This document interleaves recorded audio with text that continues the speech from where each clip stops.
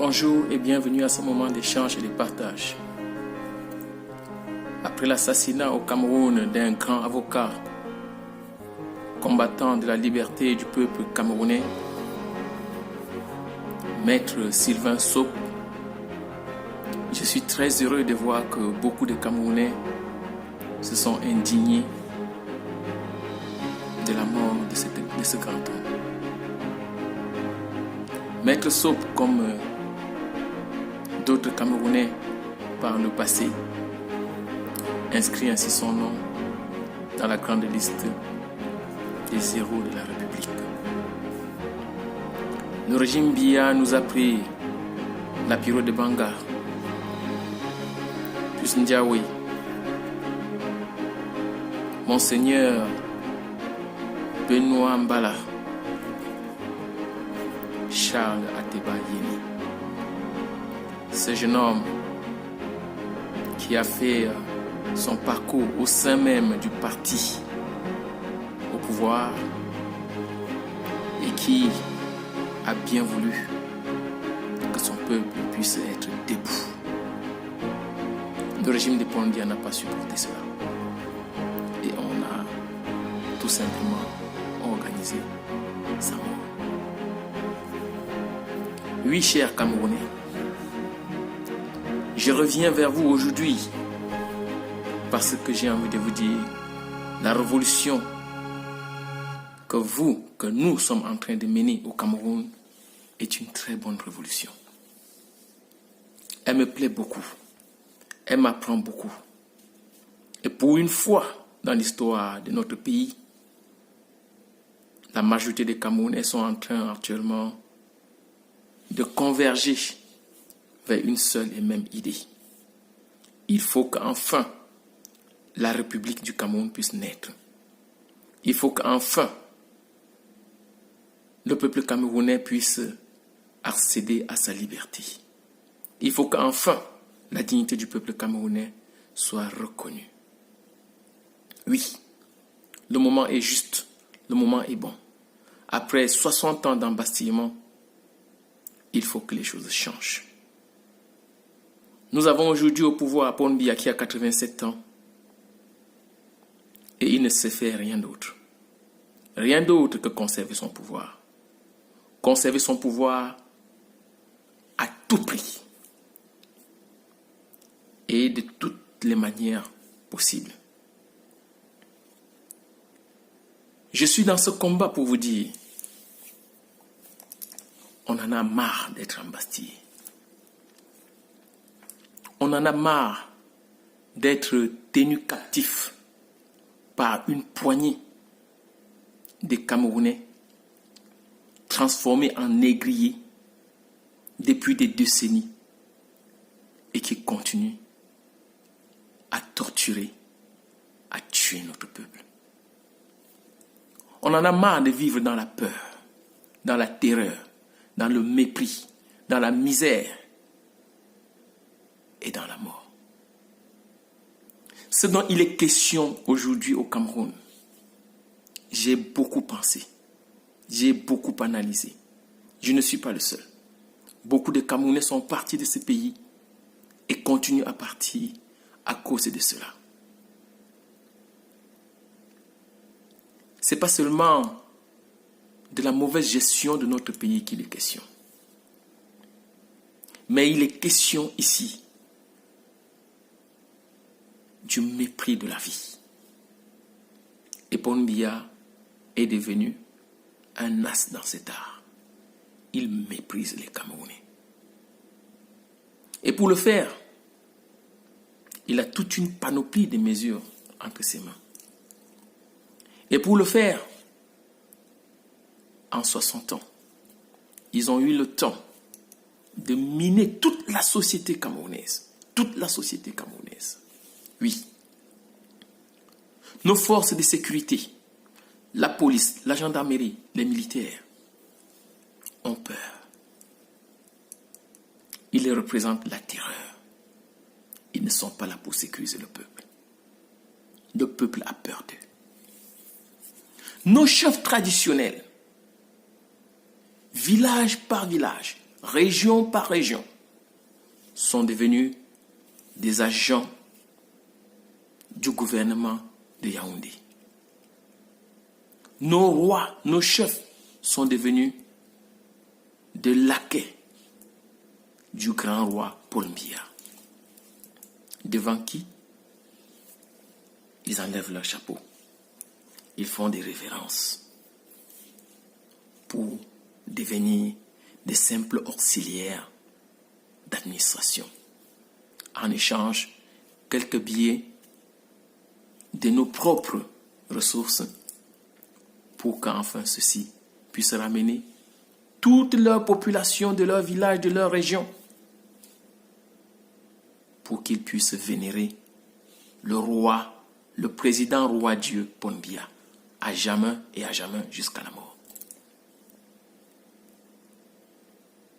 J'ai cité nos forces de sécurité, j'ai cité nos chefs traditionnels, j'arrive. Même les églises, même les cultes,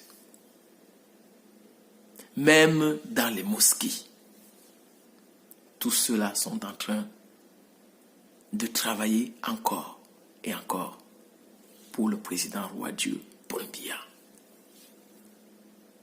C'est une grande question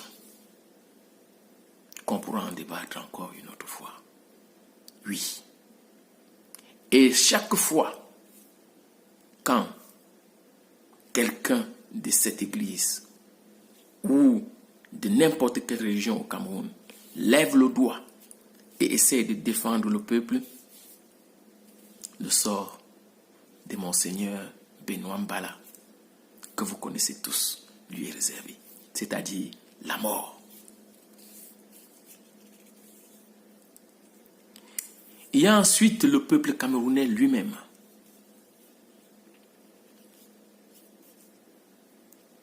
On nous a élevés dans une forme de naïveté ambulante. Oui. On nous a appris à nous enrichir rapidement. On a sémé entre nous une concurrence malsaine. Au point où un frère ne veut pas voir son frère se développer ou avoir plus de moyens que lui. Un village ne veut pas voir un membre d'un autre village se développer ou avoir plus de moyens que lui. Nous sommes donc opposés, frère contre frère, village contre village, tribu contre tribu, région contre région. Voilà ce qui se passe au Cameroun. Nous avons au Cameroun un mot pour insulter chaque personne de chaque tribu. Je n'ai pas ici envie de les répéter. Vous les connaissez. Et tout Camerounais se définit d'abord comme enfant de tel village. Avant de se définir comme Camerounais, avant même de se définir comme être humain tout court. Et tout cela pourquoi? Je n'en sais rien. Tout cela pour rentrer après au village, accéder à des rangs de notables, pour aller à la chefferie, rencontrer votre chef que je viens de vous dire tout à l'heure, est devenu le laquais de Paul Biya. Oh mon Dieu, quel délire. On est où?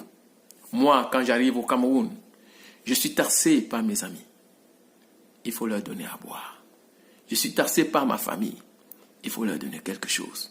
Je suis taxé par mon village. Je n'ai pas le droit de porter ce chapeau. Il faut donner à manger pour porter le chapeau. Je ne peux pas porter tel vêtement. Il faut donner à manger pour le porter. Je ne peux pas m'asseoir sur tel tabouret. Il faut donner à manger pour m'asseoir sur le tabouret. Et enfin, quand j'ai fait tout cela, déjà même, je commence dans ma propre concession. Quand je vais le faire maintenant à la chefferie, je suis enfin peut-être reconnu comme quelqu'un. J'ai un nom. Et tout cela pour que mon chef me prenne et m'amène à Yaoundé pour que je m'agenouille devant le président roi Dieu Paul Biya. Et pour qu'il fasse de moi ce qu'il veut. Et pour que le jour où j'ai dit, ça ne se passe pas bien ici au Cameroun, on me coupe la tête. Voilà le Cameroun, mon pays. Oui, chers Camerounais, je n'avais pas envie d'être long aujourd'hui. Mais je vais essayer d'être bref. Le combat que nous sommes en train de mener au Cameroun est un très bon combat. Mais un combat doit être organisé. Un combat doit être étudié. Et aujourd'hui, je vous propose une méthode. Cette méthode consiste en 2 grands points. Avant le combat et pendant le combat. Nous sommes en train de mener une révolution lumière. C'est-à-dire une révolution soleil. Une révolution qu'on ne cache pas. Nous sommes en train de combattre un gouvernement qui est très fort. Mais avant d'aller au combat, il faut qu'on puisse se poser la question, quelles sont ses forces? Au jour d'aujourd'hui, je ne connais pas plus que vous. Vous ne connaissez pas plus que moi. Mais ensemble, on peut mettre nos idées ensemble. On peut les ramener ensemble pour pouvoir travailler dans la même direction. Vous voyez que, en ce moment, les Camerounais luttent depuis plus d'1 an. Et je peux vous assurer que les résultats sont inouïs. Nous avons aujourd'hui beaucoup de leaders dans cette révolution. D'autres sont des généraux, d'autres font à côté, d'autres ne parlent même pas, mais ils nous suivent attentivement. Ils nous encouragent. D'autres s'engueulent même parfois entre eux parce que les autres ne font pas comme eux. Mais ils sont toujours là. Parce que vous savez, mener un combat depuis aujourd'hui plus d'1 an successif pour certains, c'est très difficile. Parce qu'au quotidien, nous ne sommes que des humains et il faut au moins nourrir la chair. Il faut manger et il faut boire. On le fait comment? Parce qu'on n'était pas prêt pour aller dans un combat d'aussi longue haleine. Et c'est là où Paul Biya, le roublard, nous guette. Parce que lui, il a le temps. Il dit qu'il est président et il est là à vie. Donc il va attendre qu'on soit fatigué, il va attendre qu'on soit malade, il va attendre qu'on soit un peu émoussé et il va venir peut-être donner à manger à quelqu'un ou donner à boire à quelqu'un et puis la personne va oublier le combat. Non, on va continuer ce combat. On va aller jusqu'à la gare, comme on dit. Le combat a beaucoup avancé. Nous avons aujourd'hui un leader, le président élu Maurice Kamto. Je n'ai pas eu besoin de vous contacter. Ensemble, nous avons compris. Parce que nous avons vu de nos yeux. Nous avons écouté de nos oreilles. Beaucoup d'entre nous ne l'ont jamais rencontré. Mais nous avons vu ce qu'il a fait. Pour pouvoir être aujourd'hui à la place où il est. C'est-à-dire le président élu du peuple camerounais. Il est sorti de son confort. Il a pris des risques énormes. Il a risqué sa propre vie. Oui. Et nous voyons qu'aujourd'hui, le gouvernement camerounais, en frappant Maître Sope, le coordonnateur des avocats de Maurice Kamto, ils sont en train de voir comment nous allons réagir pour ensuite frapper Maurice Kamto lui-même. C'est de ça qu'il est question. Et même s'ils ne frappent pas Maurice Kamto, ils sont sûrs qu'à partir de ce moment-là, beaucoup d'entre nous vont fuir. Certains vont aller en exil. Certains ne vont plus parler parce que c'est comme ça que Paul Biya gagne toujours. Mais cette fois-ci, ça ne se passera pas comme ça. On va leur faire comprendre que nous avons beaucoup de coups en avance. Dans cette révolution, j'ai beaucoup regardé, j'ai beaucoup écouté. Et permettez-moi ici aujourd'hui de vous dire, regardez aussi, écoutez aussi les autres combattants. Et quand vous voyez quelqu'un qui a des idées lumineuses, reconnaissez-le, encensez-le. Et je me permets aujourd'hui devant vous de vous dire, écoutez les conférences du professeur Franklin Nyamsi au Cameroun. Ce digne fils du Cameroun a la capacité de découper, de mâcher, de broyer, de distiller les pains spirituels de notre révolution, comme il le dit lui-même. Et il ne nous reste plus qu'à avaler. Il explique tellement de choses que je me demande d'où va-t-il chercher tout cela. Je suis sûr que c'est quelqu'un qui travaille nuit et jour pour nous, les Camerounais. Il ne nous demande rien. Je profite ici pour lui dire merci. Il n'y a pas que lui. Les Patrick Ganan, même si parfois il est mal compris par beaucoup, est aussi un très grand de cette révolution. Parce qu'il met souvent le doigt là où personne ne met le doigt. Et Patrick Ganan est le premier sur les réseaux sociaux à pointer le doigt sur le grand mal du Cameroun, le génocide. Si nous ne faisons pas un vrai diagnostic de quoi nous souffrons, oui, les routes ne sont pas faites, oui, on nous arrête, oui, on nous torture, mais quand on nous tue pour rien, oui, les crimes de sang, les crimes rituels, j'en ai entendu beaucoup, mais quand on est aujourd'hui à plus de 12 000 morts au nord-ouest et au sud-ouest, parce qu'ils sont anglophones, ça s'appelle un génocide.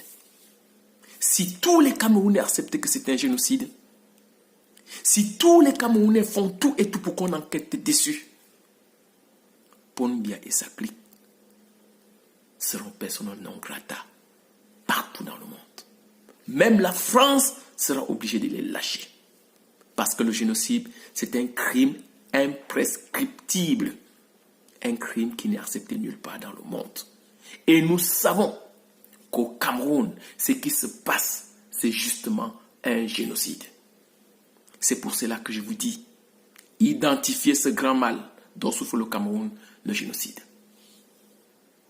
Et maintenant, pour les combattants, je n'ai plus envie de voir des gens tomber naïvement comme Maître Soap. Oui.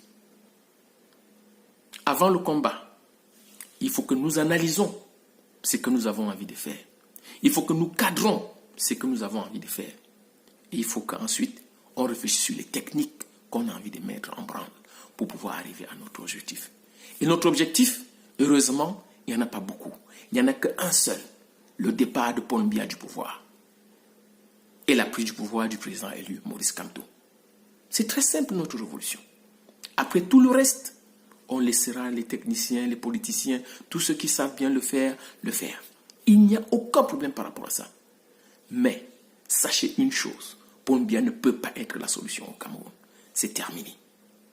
Et personne ne peut nous en vouloir. Parce qu'il est là depuis bientôt plus de 40 ans. Il a 87 ans. Même s'il le voulait, il ne pourrait plus. Il est fatigué. Donc, Paul Biya doit partir et Maurice Kamto doit prendre le pouvoir. Voilà notre objectif. C'est très clair. C'est pour ça que c'est une révolution lumière, une révolution soleil. Nous ne cherchons plus un autre leader. Et c'est pour cela qu'au jour d'aujourd'hui, nous interpellons tous les autres Camerounais. Pas que les tontinards ou les sardinards, comme j'en ai entendu parler. Et je comprends bien pourquoi ces mots. Même les ministres de Paul Biya, même les chefs traditionnels, même les gens de l'église du Cameroun, même les forces de sécurité du Cameroun, dont je venais de citer tout à l'heure, doivent s'y mettre. Et croyez-moi, au sein de toutes ces personnes, il y en a beaucoup qui en ont aussi marre et qui voudraient que ça change. Mais il leur manque un peu de courage parce que tous souffrent d'une seule chose, la peur de mourir. Au Cameroun, nous sommes tous des oiseaux qui se cachent pour mourir. Et de temps en temps, on fait semblant d'être heureux, on fait semblant de bien manger, on fait semblant d'avoir fait des bonnes études, on fait semblant d'être bien habillé, on fait semblant de s'occuper bien de ses enfants, on fait semblant d'être intellectuel ou quoi que ce soit. Mais en réalité, on a peur de mourir. Nous sommes des oiseaux qui nous cachons pour mourir. Ne nous cachons plus pour mourir. On a le droit de vivre, on a le droit de nous réaliser. Et le moment est juste. Je vous ai donc dit avant d'observer 3 principes. Analysez ce que nous allons faire, cadrons-le, et ensuite les techniques et les tactiques à suivre sur le terrain. Et pendant le combat, c'est-à-dire en ce moment, qu'est-ce qu'on doit faire? Chaque combattant doit se mettre en tête au moins quelques petites choses. Pensez toujours à votre protection. Oui, au jour d'aujourd'hui, faites attention à vos vies. Pensez toujours à une sorte de prévention. Pensez toujours à soutenir un autre combattant, où qu'il soit. Au lieu de vous invectiver entre vous, s'il y a un combattant qui est dans la difficulté, soutenez-le. Et ensuite, pensez à intervenir par rapport aux méthodes qu'aurait choisies chacun à sa façon. Et si vous êtes attaqué, ripostez tout de suite. N'oubliez pas que dans la vie, il y a une chose dont nous avons tous droit, c'est la légitime défense. Et c'est pour cela, par le principe de la légitime défense, que je suis entièrement 100% pour les Zambabwei dans le nord-ouest et le sud-ouest, qui aujourd'hui défendent leur vie quand l'armée camerounaise vient les tuer. Et même si pour cela, ça coûte la vie à certains militaires camerounais, je suis bien désolé que cela puisse arriver comme ça. Mais je vais vous dire, si c'est moi qui étais dans le cas, c'est exactement ce que je ferais. Je ne peux laisser personne enlever ma vie sans rien faire. Si vous êtes là pour enlever ma vie, j'enlèverai la vôtre avant que vous n'enlevez la mienne, à moins que je n'y arrive pas. C'est comme ça. C'est la légitime défense. Et puis je vais dire au reste des Camerounais, sortez des églises, sortez des mosquées. Arrêtez de penser que le bon Dieu va venir tout faire pour vous. Non. Dieu ne s'est jamais matérialisé pour venir poser la moindre action pour un humain. C'est peut-être moi, c'est peut-être lui qui va faire un acte pour vous sauver. Et ce sera la main de Dieu. C'est peut-être vous qui allez faire un acte pour sauver un autre Camerounais. Et ce sera la main de Dieu. C'est de ça qu'il est question. Mais je ne vous demande pas de sortir et d'enlever les vies gratuitement.